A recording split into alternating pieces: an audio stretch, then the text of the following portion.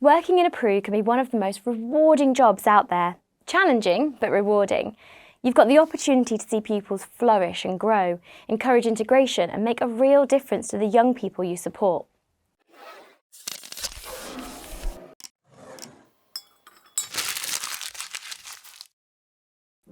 Hi everyone, I'm Natalie from My Progression, and this video has been created to give you everything you need to know about PRUs. In this video, we're going to talk about what a PRU is, what you can expect to encounter, and what skills you need if you decide this is the setting for you. So what is a PRU? A pupil referral unit is an alternative educational setting. These settings are specifically designed to provide education for children who are not able to attend mainstream school for a number of reasons. So these reasons could include being permanently excluded from their mainstream school, experiencing emotional and/or behavioural difficulties such as anger management or mental health issues, experiencing bullying, or pupils with special educational needs and disabilities, SEND, or pupils with a medical condition that prevents them from accessing mainstream education. Now this could be anything from pregnancy to critical illness. In some cases, these pupils will be under the care of the PRU, but not attend lessons in person. Generally, PRUs will not be called PRUs. They'll refer to themselves as a short stay school or special schools for children with emotional difficulties. Some of these schools will be residential and some will be for the school day. So these types of pupils could come from a primary or secondary setting but have been referred to a PRU by the local authority where they can be provided with an individualised education to meet their needs. The purpose of a pupil referral unit is to allow students the opportunity to readjust to education and eventually return to mainstream schools. It's vital that this process gets students back into mainstream schools at the first opportunity they can. This is done by offering support and guidance in the form of behaviour management and the delivery of a curriculum that meets the needs of the enrolled pupils.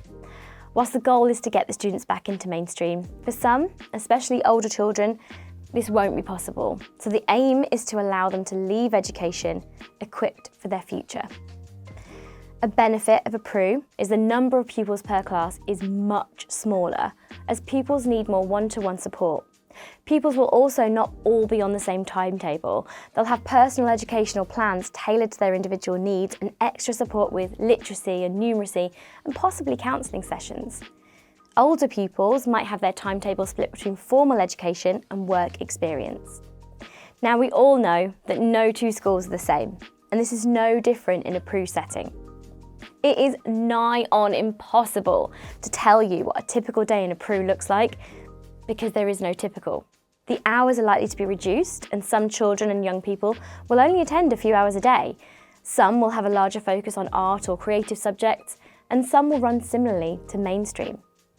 The majority of PRUs will be made up of children who've been permanently excluded from mainstream education, and others will focus on children with moderate learning difficulties. In primary, classes are split into key stages. However, the larger PRUs will have a few classes for each key stage to make sure each pupil is getting the care and attention they need.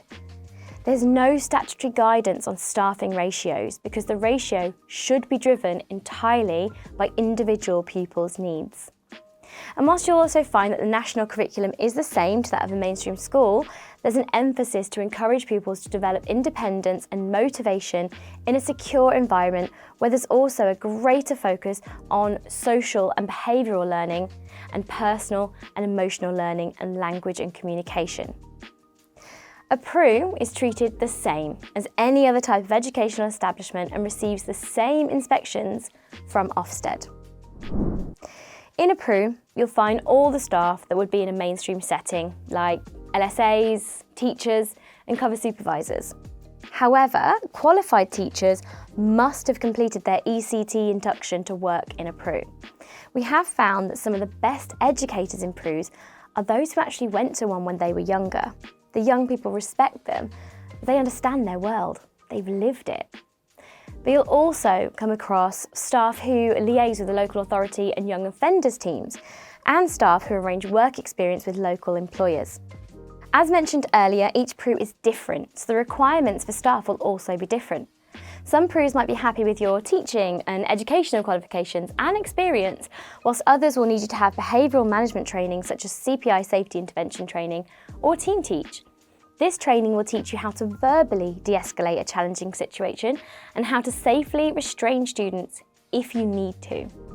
Now we're going to look at what skills will be most beneficial when working in a PRU. Whilst the skills we're going to list are useful for anyone working in education, these are especially important for people working in a PRU. So here are 5 key skills that will set you on the right path for working in a PRU. Empathy. Generally, pupils don't transfer to a PRU by choice. This choice will often be made for them by their schools, parents, social workers, or local authorities, because this setting will be able to better cater to their needs. And while we know this is the case, it might not feel that way for pupils who might think they're being taken away from their friends and being forced to attend a referral unit. Remember to keep this in mind if you're supporting a pupil who's struggling with their emotions or is isolating themselves from the rest of the group. Think about how you would feel in their shoes and how you could make them feel more comfortable, accepted, and safe. Resilience. Like many roles in education, no day in a PRU is ever the same. You may be challenged in ways you haven't before. This could be through verbal abuse, physical violence, or attending to a child who's self-harming.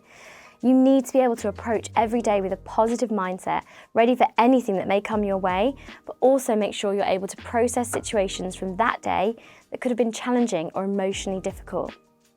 Patience.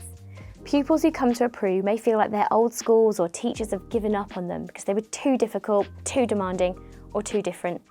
As educational professionals, we know this isn't the case, but because of this, these pupils are likely to be less trusting of you or any other staff members who work with them.